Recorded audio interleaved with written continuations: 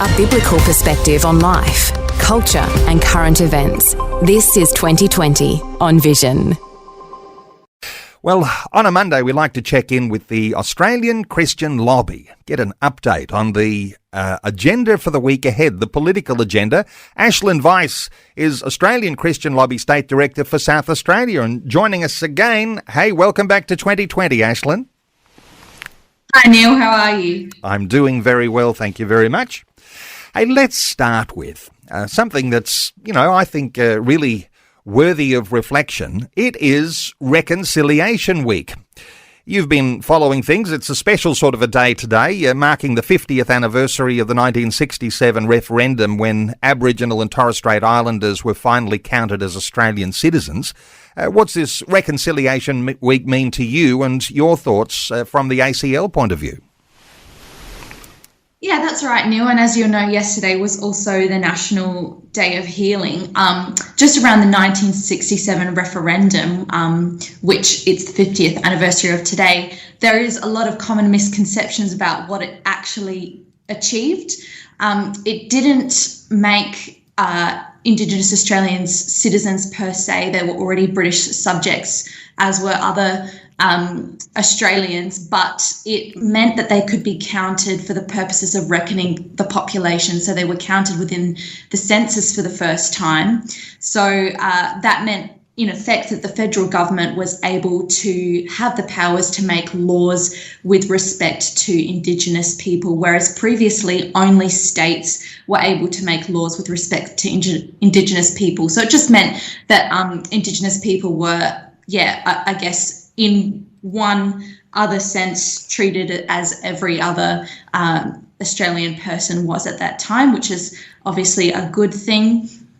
And so National Healing Day was yesterday. Most people would know this as National Sorry Day, but interestingly, in 2005, Aidan Ridgway, an Aboriginal member of the New South Wales Parliament, decided that it ought to be named National Healing Day. And as a part of that, there was a conversation around the importance of healing on both sides of the spectrum. So Indigenous and non-Indigenous people forgiving one another, and of course us asking for forgiveness as a part of our apology to what Indigenous people did experience. So certainly my hope that we would be moving to a place now. I mean, it's been a very, very long time. We need to look at more practical things that we can do for our Indigenous brothers and sisters, and moving beyond just the, I suppose, the virtue signalling that can happen as well.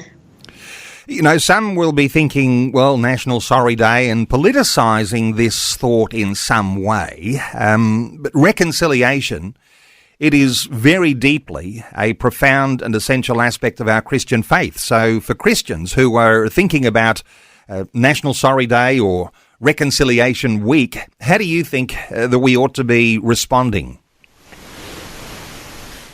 Yeah, absolutely. I mean, one of ACL's 5 key issues is Indigenous Australians, and I often get asked, how do we tackle that issue?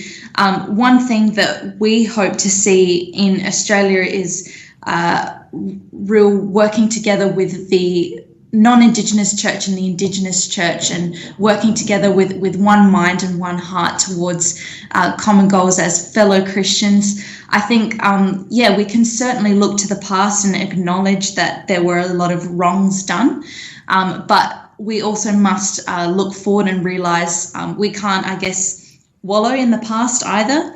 And so a part of looking forward is working together, seeing eye to eye as much as possible. We are equals.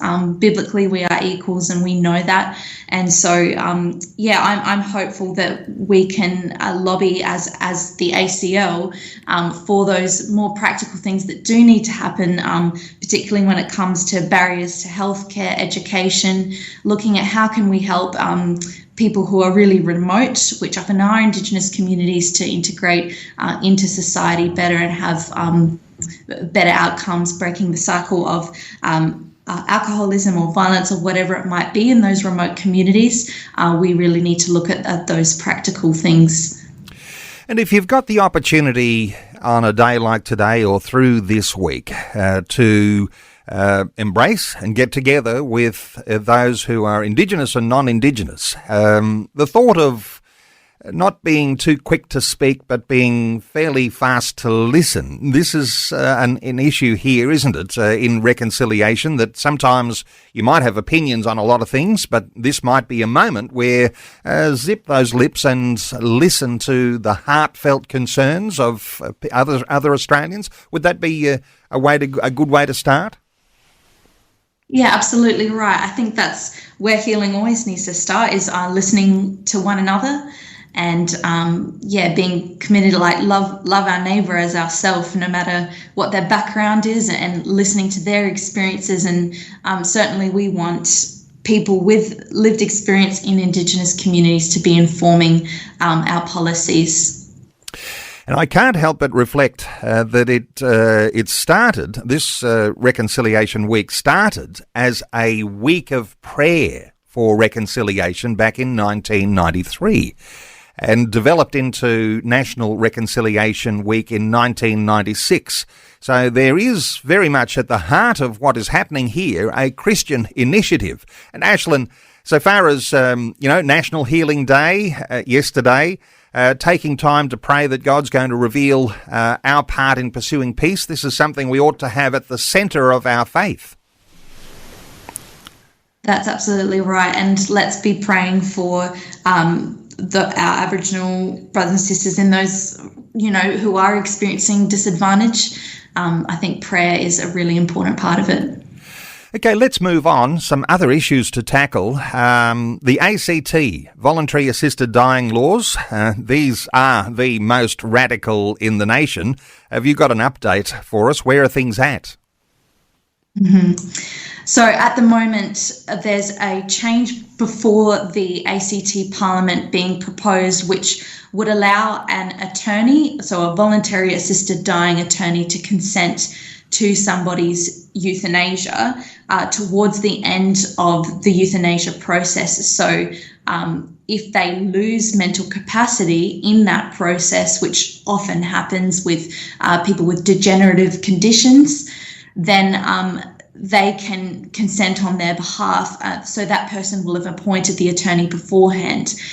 The problem with this, of course, is that it opens up the gates for a lot of instances of wrongful death.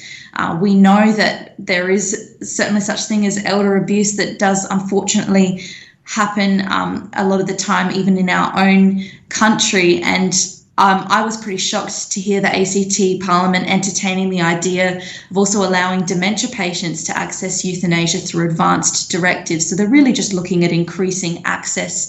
How can we make this more accessible to more people? And the same process happens in every country that introduces euthanasia. I'm certainly concerned at the direction this is heading. I think our concern should first and foremost be on checks and balances and making sure that this system is not being abused, but instead we're looking at opening it up to more and more people. When we look at other nations, and typically we might be thinking of Canada because they seem to be on the slippery slope way ahead of Australia. And when you talk about all of these developments in the ACT around the elderly, as I understand it, there's also a consideration whether voluntary assisted dying could be available to teenagers. Have you heard that? Mm-hmm. Yes, that's right. And Canada is unfortunately considering opening up, or has officially committed to opening it up to the mentally ill. So people with severe depression that they claim to be unrecoverable, or post-traumatic stress disorder, they've committed to opening up euthanasia to those people, and they're going to implement that gradually. And it's interesting when you read their justification for doing so, they say they realise that their health system doesn't currently have the capacity to fully accept every person who might be seeking euthanasia through the mental illness gateways. And, that's just very sad, because they're just confessing how many people would seek to end their life in this way. It's a terrible message that they're sending to people who are struggling mentally. They're saying that suicide is a legitimate out and a legitimate option, whereas what we really should be doing is doing everything we can. We know that mental illness is something that people can overcome with the right support. It's very sad to see that happening in Canada. Let me put you on the spot here, Ashlyn. I mean, we're seeing a slippery slope. We're seeing a deterioration in the numbers and the types of conditions that might be acceptable for people to suicide, this voluntary assisted dying, euthanasia. Is it too late to turn this around, or do we move to a position where we're just trying to be the ambulance at the bottom of the cliff here? So many families to be affected. What are your aspirations here? Are you optimistic that somehow or other there might be an end to this slippery slope? What are your thoughts? I think we need to focus on holding the line at the moment, and my ultimate hope would be that we'd see Australia winding back on this and recognising the danger that opens up when we allow euthanasia, and also the wrong message that it sends to very vulnerable people in our society, the elderly and the terminally ill. We've seen, in New South Wales, palliative care funding being diverted to voluntary assisted dying care funding, and that's just a terrible injustice in my view. So we're focusing at the moment on holding the line. Organisations like Australian Care Alliance, which are a single issue alliance focused on winding back euthanasia, it's possible, and I think, but unfortunately, we just have to be a bit reactive at the moment with these proposals. We've got to stop the floodgates opening even wider, so to speak, and then focus on winding back. Let's tackle some other issues. The religious discrimination bill, where are we up to with that? Because the government is proposing some change, a Religious Discrimination Act, and they're not releasing this for the public to consume yet. Where are we at with this religious discrimination bill? Yeah, that's right. And just for listeners who aren't aware, so the Religious Discrimination Bill would seek to introduce protections for people who are a member of a certain religious group or faith. But of course, the problem that we're experiencing with that proposal is, alongside of that, the government wants to remove protections for Christian schools, which are currently in Section 38 of the Sex Discrimination Act. So that section currently functions to allow Christian schools to prefer members of their faith or values base in their hiring practices. With that removed, the Religious Discrimination Bill isn't going to help us much at all. There isn't much change happening on that situation at the moment. We've sort of received an assurance in the public that Albanese doesn't plan on introducing it without bipartisan support, and Peter Dutton and the coalition are not supporting it. So at this stage, I don't think, Neil, there's going to be anything voted on before the election. I think they're just holding the line, and we think, as ACL, that's probably a good thing given how bad these proposals were. Okay, so because the opposition is not supporting the bill at this point, it looks like it might be on hold and the can is kicked down the road a little further. And what you're saying here is that may actually be the best thing that could happen, because as soon as you start tinkering with these things, all sorts of things can be out of control. Let's touch on one more issue if we've got some time, age verification legislation. And you're looking hopeful here because this issue around pornography and age verification, this is where there are a number of factors and evidence that's emerging left, right and centre. What's the latest on this age verification legislation? I think last time we spoke, Neil, it was just off the back of the protests that had happened on a Sunday all around the nation, women protesting and men protesting the violence that's being reported in the media, domestic violence towards women, and the number of women who are being killed by their intimate partners. And I mentioned, that's a real tragedy. And I mentioned the importance of addressing some of the factors that are causing this violence, including violent pornography. And then off the back of that, the government in their budget did commit $6 million to a pilot in age verification legislation, specifically looking at how can we make sure that children are not accessing violent pornography and other harmful content online. So I'm really glad to hear that this trial has gone ahead. There was a similar one proposed by the opposition in November that didn't get up, but we're finally taking some action on it. There's been a trial for similar technology in Europe called U-Consent, and other jurisdictions in America are looking at very similar legislation. I think around the world we're realising that this content is very harmful for children to be viewing, impacts their development, their behaviour, and unfortunately, Neil, hardcore pornography is now very mainstream. A lot of it does feature physical aggression. Eroticizes the degradation of women. So I think it's a good thing for us to be tackling. And of course, there's the launch of a year-long campaign now around issues of consent. And this flows into domestic violence. I've had Tanya Plibersek commenting too, and a warning for parents that social media and AI mean that many children are getting their initial sex education from pornography.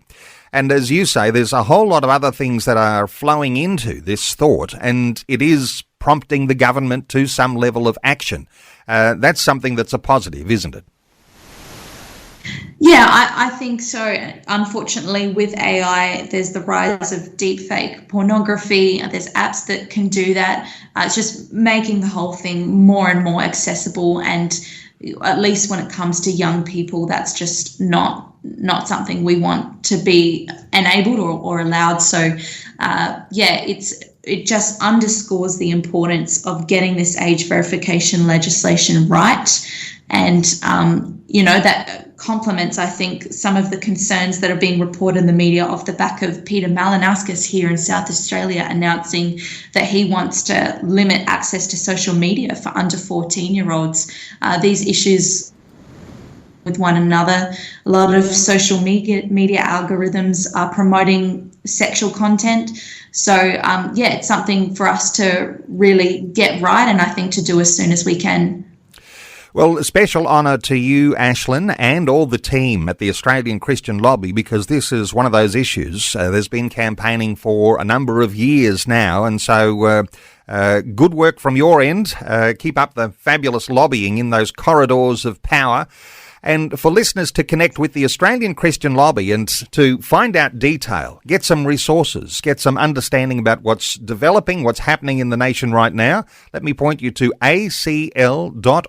The Australian Christian Lobby, acl.org.au. Ashlyn Weiss is the Australian Christian Lobby State Director for South Australia. Ashlyn, thanks so much for another great update today on 2020. Thanks, Neil.